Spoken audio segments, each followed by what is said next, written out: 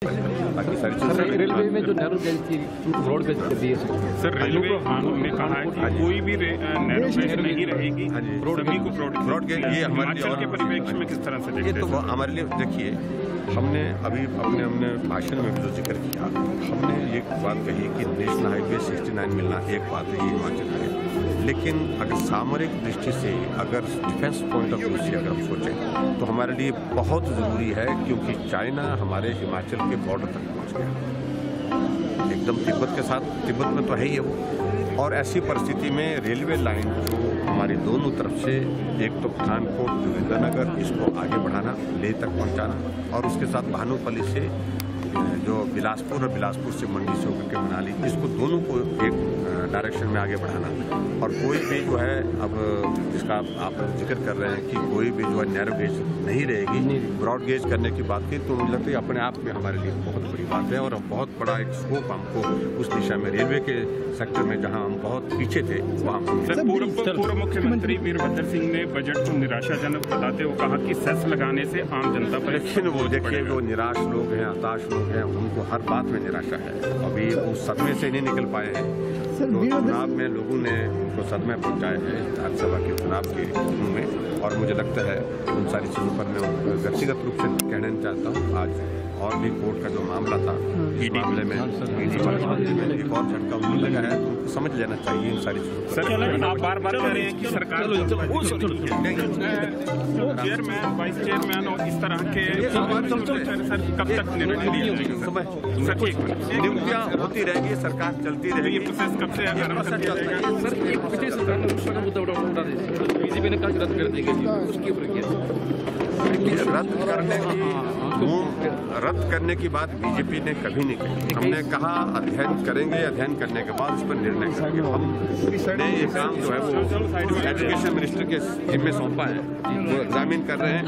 और उसमें मोटे तौर पर एक बात आ रही है कि भाई उसमें सेमेस्टर सिस्टम जो है स्क्रैप किया जाए, उससे ही बहुत सारी समस्या को समाधान। पूरा रिएक्शन देने के लिए मैं शाम तक उसका अध्ययन कर दूँगा। लेकिन मुझे इस बात की खुशी है कि केंद्रीय बजट में एक तो हमारे वित्त मंत्री जी ने जिक्र किया है, और प्रधानमंत्री जी का फोकस एग्रीकल्चर सेक्टर में बहुत बड़ा है, बहुत ज़्यादा है। और उस दिशा में मुझे लगता है कि जो सेक्टर आज से पहले बहुत ज़्यादा इग्नोर रहा, उसको तरजीह दी गई है, क्योंकि देश की लगभग 80% आबादी गांव में रहती है, और गांव में रहने वाला आदमी किसान होता है, बागबान होता है।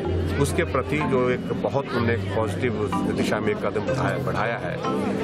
तो मुझे लगता है कि एक वो बहुत है कि 2022 तक जो एग्रीकल्चर प्रोड्यूस हमारा डबल होना चाहिए, फार्मर्स की आय और ज़्यादा अच्छी बढ़नी चाहिए उस दृष्टि से। और उसके पश्चात दूसरा जो है, हिमाचल के संदर्भ में मुझे इस बात की खुशी है कि बहुत सारे चीज़ें बजट में शामिल करने से पहले ही हमको आ गई है। 69 नेशनल हाईवे आना, एम्स हिमाचल प्रदेश के लिए आना, उड़ान सेकंड फेज हिमाचल प्रदेश के लिए आना, ये बहुत बड़ी चीज़ें हैं।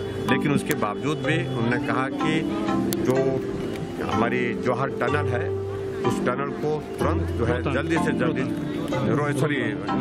रोहतांग टनल जो है, रोहतांग टनल को जल्दी से जल्दी जो है उसको जो है पूरा स्वम करके जो है उसको जोड़ेंगे। और उसके बाद जो है, जो एक वैली हमारी जो कट ऑफ रहती थी, और सामरिक दृष्टि से भी हमारे लिए बहुत लाजमी था, जरूरी था वो, उस दृष्टि से ये बहुत ज़्यादा इम्पोर्टेंट है सर। और तीसरा जो हेल्थ सेक्टर में, खास तौर से इसमें एग्रीकल्चर सेक्टर के बाद कि बिल्डिंग और सारे चीज को लेकर के अगर हम देखें, लगभग इसी कॉन्स्टिट्यूंसी में 43 करोड़ रुपीस का जो है काम जो है विभाग कर रहा है। और नबार्ड का 17 करोड़ की लागत से यहाँ पर सड़कों का निर्माण और उसके साथ साथ में उनके अपग्रेडेशन, और PMGSY के अंतर्गत जो है वो 6.5 करोड़ रुपए जो है आपके इस विधानसभा क्षेत्र में खर्च किए जाएंगे। ये बहुत लंबी सूची है, उसमें ज्यादा वक्त लग जाएगा। और अब बात कहने थे, परमार जी कुछ कह रहे थे, और मुझे बड़ी एक बात को लेकर के कहा उन्होंने कि कुछ चीजें करनी है, और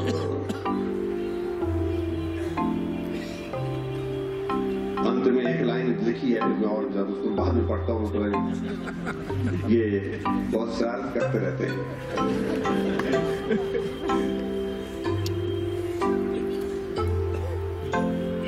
एक तो सबसे पहली जो बात करेंगे जो हमारी तहसील थुल के जो सुला विधानसभा कि जो यहाँ पर 8 पंचायतें जो पड़ती हैं, जिसमें साई, थुरल, गोलो, सिंह, बैरघटा, कौना, दो, भटान, जो लंबा गांव ब्लॉक में पड़ती है। और भौगोलिक दृष्टि से ये कहा जा रहा है कि इसमें कठिनाई आ रही है और इन पंचायतों को, इनका कहना यह है कि इन पंचायतों को, क्योंकि आपका मुख्य जो है हमारा डेवलपमेंट ब्लॉक जो है वो सुला पड़ता है, तो सुला में इनको जोड़ने के लिए कहा जाए। तो मैं विभाग को आदेश दूंगा कि ये सारी पंचायतों को सुविधा, उनकी सुविधा के हिसाब से जो है यहाँ पर जोड़ना वाजिब है, उचित है, ताकि